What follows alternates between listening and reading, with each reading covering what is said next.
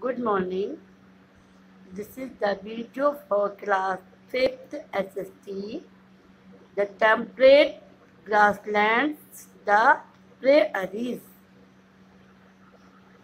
In previous videos, we already read about the different climatic conditions revealing the different part of the world. हम लोगों ने different climatic condition के different part of the world में हमने read किया था, जिसमें हमने सबसे पहले पढ़ा हुआ था the land of thick forest, जो कि मैंने आपको बताया कि इधर कॉन्गो में DRC democratic Republic of Congo, जो कि अफ्रीका में है, वो पढ़ा था। सेकंड हमने पढ़ा था the land of ice and snow, the land of ice and snow, जो कि ग्रीनलैंड के बारे में हमने पढ़ा था। नेक्स्ट हमने पढ़ा था the desert, the land of sand, hot sand desert, hot desert के बारे में पढ़ा था, जो कि अरेबियन डेजर्ट या सऊदी अरेबिया के बारे में हमने पढ़ा था। Now we have to read about the temperate grassland, the prairies, जो कि नॉर्थ अमेरिका में है। Entire land of North America, जो कि नॉर्थ अमेरिका के अंदर है। और द मेजर, मैं ये भी बताया था मैंने आपको, the major grassland of world, जिसमें कि नॉर्थ अमेरिका में मैंने आपको मैप में भी दिखाया था प्रेरीज हैं। साउथ अमेरिका में पंपास है, जो ग्रीन कलर के मैंने शो कर रखे, ये सारे टेम्परेट ग्रासलैंड मेंशन किए गए हैं। यूरोप में या रशिया में आपका जो लैंड है, ग्रास लैंड है, ये स्टेप्स है। एंड साउथ अमेरिका में साउथ अफ्रीका में वेल्स है। एंड ऑस्ट्रेलिया में डॉन्स हैं, ये देखिए ऑस्ट्रेलिया में डॉन्स हैं। उसके बाद हमने लोकेशन पढ़ी थी, क्लाइमेट पढ़ा था, एंड वेजिटेशन हम लोगों ने रीड किया था।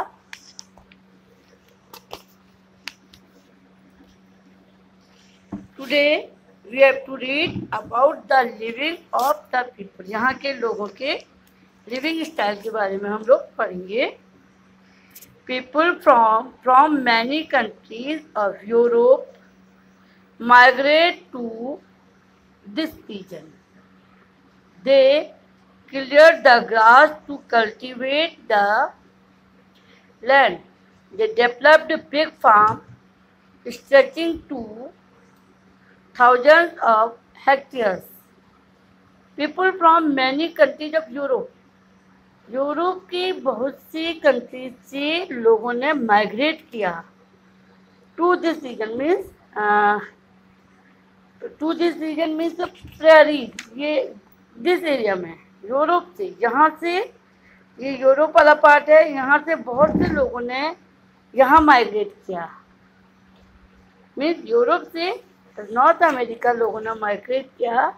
और दे क्लियर द ग्रास, उन्होंने ग्रास लैंड को क्लियर किया टू कल्टिवेट द लैंड में एग्रीकल्चर करने के लिए, कल्टिवेट करने के लिए। दे डेवलप्ड बिग फार्म, उन्होंने बहुत बड़े बड़े फार्म बनाए, stretching two thousands of hectare तक का के बड़े बड़े फार्म इन लोगों ने बनाए। The people of this region are very hard working, इस रीजन के जो लोग हैं, जो पीपल हैं, वो बहुत हार्ड वर्किंग हैं। They have successfully harnessed technology to utilise their rich natural resources. ये लोग बहुत ज़्यादा हार्ड वर्किंग है, जिससे टेक्नोलॉजिकल वे से इस एरिया का जो नेचुरल रिसोर्सेज हैं उनका यूज करते हैं। Two of the most development country in the world, the USA and Canada are located in this region. World की जो मोस्ट डेवलपमेंट 2 कंट्रीज हैं, जिसमें USA एंड कनाडा है, ये यहाँ पर आपको दिखाई देगा, ये यूएस एंड कनाडा इसी एरिया में है। देखिए इधर भी मैंने आपको दिखाया था, ये कनाडा से लेके मैक्सिको तक का फैले हुए हैं। तो ये 2 कंट्रीज, एक कनाडा है, दूसरा यूएसए है। ये यहाँ पे मोस्ट डेवलपमेंट कंट्रीज हैं। Scientific method of cultivation use of tractors, harvester and combines has made North America a surplus food producer. Scientific method of cultivation means agriculture के जितने भी नए नए मेथड हैं जो कि साइंटिफिक मेथड हैं उनका यूज कर and uses of tractor, harvester and combine, ये आधुनिक मशीनों का यूज करने के कारण ही और साइंटिफिक मेथड से एग्रीकल्चर करने के कारण अमेरिका आज सबसे बड़ा फूड प्रोड्यूसर बन गया है। Dairy farming is another major industry, और जो दूसरा मेजर इंडस्ट्री है वह dairy farming. The dairy belt extend from the great lake to the Atlantic coast in the east. जो डेयरी बेल्ट, सबसे बड़ी डेयरी बेल्ट है वो ग्रेट लेक से लेके तक, great lake to Atlantic coast in the east, Atlantic coast तक का फैली है। Dairy farming and extensive agriculture both promote setting up of food processing industry. Agriculture और डेयरी फार्मिंग दोनों ही फूड प्रोसेसिंग इंडस्ट्री को डेवलप करती है, उनकी सेटिंग करती है। Large mineral deposit particularly coal and iron and a good network of road। Particularly यहाँ पे कोल एंड आयरन का नेचुरल जो रिसोर्सेज है, मिनरल्स हैं, दूसरे यहाँ पे जो good network of road means यहाँ पे रोड का जो नेटवर्क है बहुत अच्छा है। Railway and canals have made their region the most industrialized region in the world। और जो रेलवे है और दूसरा कैनाल्स में नहरें इस एरिया को एक मोस्ट इंडस्ट्रियलाइज्ड रीजन बनाता है। मीन्स सबसे ज़्यादा उद्योग, सबसे ज़्यादा इंडस्ट्रीज यहाँ पर हैं। Now lesson will be finish and now we have to do the exercise.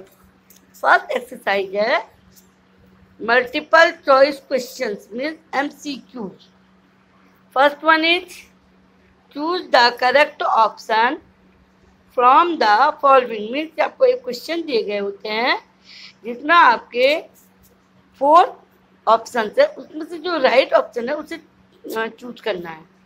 First question, which of the following is not an example of temperate grassland. जो नीचे आपको दिए गए हैं उसमें टेम्परेट ग्रासलैंड्स का एग्जाम्पल कौन सा नहीं है। प्रेयरीज जो कि नॉर्थ अमेरिका में है, सेकंड है वेल्स जो कि साउथ अफ्रीका में है, थर्ड है स्टेप्स जो कि रशिया में है। तो it means savanna, savanna it is the right answer. Next है which of the following pair is correctly match. यहाँ पे कुछ पेयर दिए गए हैं जो करेक्टली मैच हैं। Prairies South America it is wrong. Veld prairies North America में है क्योंकि इसलिए ये रॉन्ग है। फिर वेल्ड नॉर्थ अमेरिका दिया है but it is in South Africa, it is also wrong. पंपाज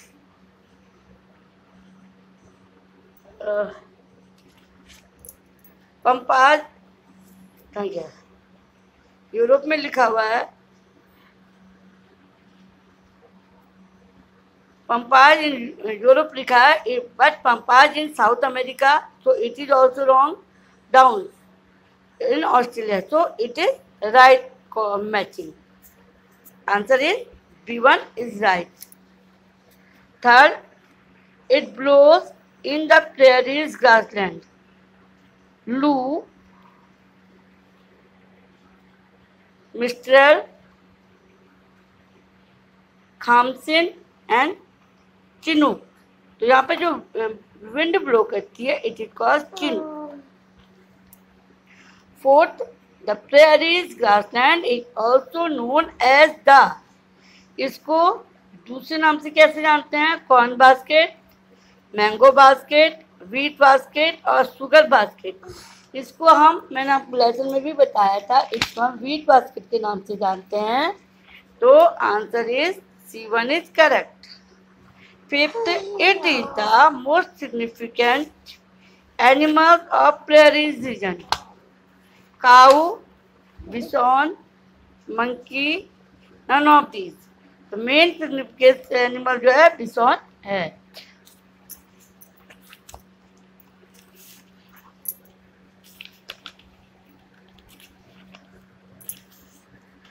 next exercise is